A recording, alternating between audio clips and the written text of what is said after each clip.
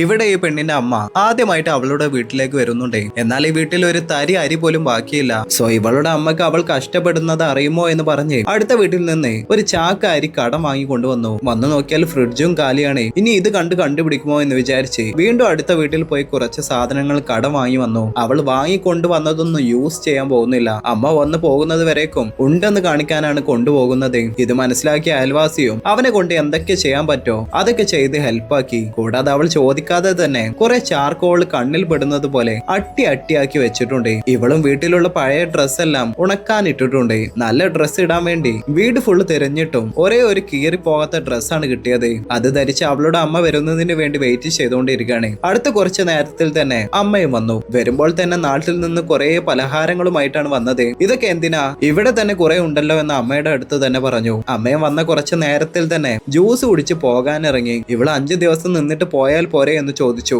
എന്നാൽ അമ്മയും അവിടെ നിന്ന് അവളെ കഷ്ടപ്പെടുത്തണ്ട എന്ന് വിചാരിച്ചിട്ട് പോയതും ഞാൻ എങ്ങനെയാണ് ജീവിക്കുന്നത് എന്ന് നോക്കാൻ വേണ്ടി വന്നതാണ് പാവം എന്നൊക്കെ അടുത്ത വീട്ടിലുള്ളവരോട് പറഞ്ഞു. സങ്കടപ്പെട്ടുകൊണ്ടിരിക്കുകയാണ്. കുറച്ചു നേരം കഴിഞ്ഞ് വീട്ടിലേക്ക് പോയതും നോക്കിയാൽ ടേബിളിന്റെ മേലെ ഒരു കവർ വെച്ചിട്ടാണ് പോയിരിക്കുന്നത്. അതിനകത്ത് ഒരു ലെറ്ററും കുറെ ക്യാഷും ഉണ്ട്. ആ ലെറ്ററിലും ഈ ക്യാഷ് കൊണ്ടുപോയിട്ട് നല്ല ഡ്രസ്സ് വാങ്ങിയിടും മോളെ എന്ന് എഴുതിയിട്ടുണ്ട്. അതെങ്ങനെ കണ്ടുപിടിച്ചു എന്ന് വിചാരിച്ചു നോക്കിയാൽ പുറത്ത് ഉണക്കാൻ വെച്ചിരിക്കുന്ന തുണിയെല്ലാം കീറിപ്പോയിരുന്നു. അതുപോലെ അകത്ത് വരുമ്പോൾ തന്നെ നോട്ട് ചെയ്തിരുന്നു. എത്രയൊക്കെ ഇവള് മറച്ചു പിടിച്ചാലും ഒരമ്മ മകൾ കഷ്ടത്തിലാണെന്ന് കണ്ടുപിടിച്ചു. സോ അമ്മയുടെ അടുത്ത് ക്യാഷ് ഇല്ലെങ്കിലും ഉള്ള ക്യാഷ് മകൾക്ക് കൊടുത്തിട്ട് പോയി. ഫുഡിന് പോലും ഒരു വഴിയില്ലാതെ ഇരുന്നവൾക്കും ഇത്രയും ക്യാഷ് തന്നിട്ട് പോയ അമ്മയ്ക്ക് നന്ദി പറയാൻ വേണ്ടി ഫോൺ ചെയ്തു. അമ്മയുടെ വോയിസ് കേട്ടതും ഇത്ര കാലമായിട്ട് അടക്കി വെച്ചിരുന്ന കഷ്ടങ്ങളിൽ അലറി കരയാൻ തുടങ്ങി. ദൈവത്തിന് എപ്പോഴും നമ്മുടെ കൂടെ ഇരിക്കാൻ പറ്റാത്തത് കൊണ്ടാണ് അമ്മമാരെ ഭൂമിയിലേക്ക് തന്നെ അയച്ചിരിക്കുന്നത്.